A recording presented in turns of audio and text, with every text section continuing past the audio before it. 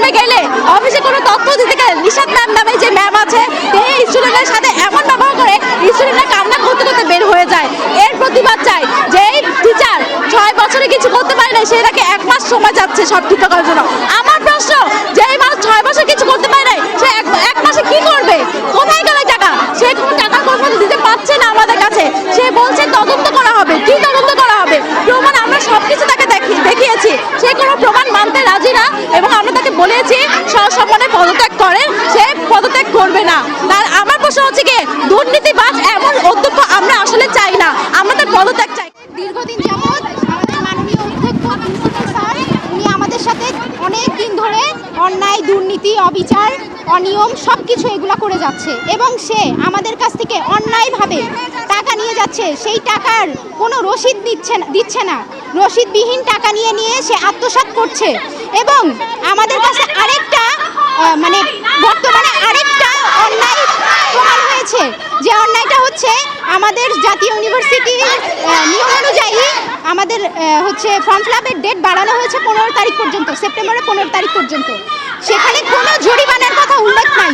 তারপর সেটা দেখেও সে আমাদের সবগুলো স্টুডেন্টদের কাছ থেকে যেই ফর্ম ফিল আপ করতে যাচ্ছে তার কাছ থেকে জরিমানা সহ ফর্ম ফিল আপের বেশি অতিরিক্ত টাকা নিচ্ছে। কেন? এগুলা দুর্নীতি আমরা চাই না এবং সেই টাকাগুলো কোনো কলেজ ফান্ডে যাচ্ছে না। আমাদের এখানে অনেক সিনিয়র জুনিয়র টিচাররা আছে যারা এই কলেজ ফান্ডে কত টাকা কি কোথায় কি যাচ্ছে কোনো হিসাব নাই। আমরা তাদের কাছ থেকে হিসাব নিতে চাইলেও তারা কিছু দিতে পারে না।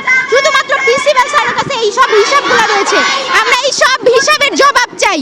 আমরা জানতে চাই এই সব টাকাগুলো কোথায় যাচ্ছে, কোন ফান্ডে যাচ্ছে এবং আমাদের সাথে এই অন্যায়গুলো কেন করছে।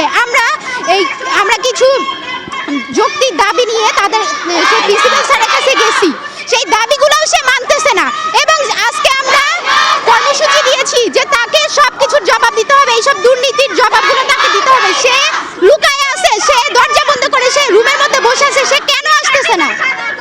আমরা এগুলোর জবাব চাই। ওনারা আমাদের থেকে সময় নিয়েছে 7 দিন 3 দিন এভাবে নিয়েছে, কিন্তু আমাদের কোনো নোটিশ দেওয়া হয়নি। এরপরে উনি নিজে বলে যে না করব, তারপর আবার এক টিচার বলেছে যে আমাদের এক আপুর সাথে ওনারা বলেছে যে এখন যতদিন আন্দোলন চলবে এতদিন তোমাদের দাবি যেটা সেটা আমরা মেনে নিব, সেই টাকা মেনে নিব। যখন আন্দোলন থেমে যাবে তখন আমরা আগে যে টাকা নিতাম সেই টাকাই নিব। ইভেন তখন এখনের মধ্যে যে টাকাগুলো আমরা নেই বা ছাড় দিব, পরবর্তীতে সেই টাকা আমরা উসুল করব। তো ওনাদের এরকম 2 নাম্বারি করা, দুর্নীতি করা আমরা মেনে নিব না। তার জন্য আমাদের এই প্রতিবাদ। আমরা চাচ্ছি আমাদের যে দাবিগুলো আছে ওনারা তো সেগুলো মেনে নেন। আমাদের হ্যাঁ, উনি আমাদের দাবি মানবে, না হলে উনি ওনার আসন ছেড়ে দিবেন, এটাই আমাদের দাবি।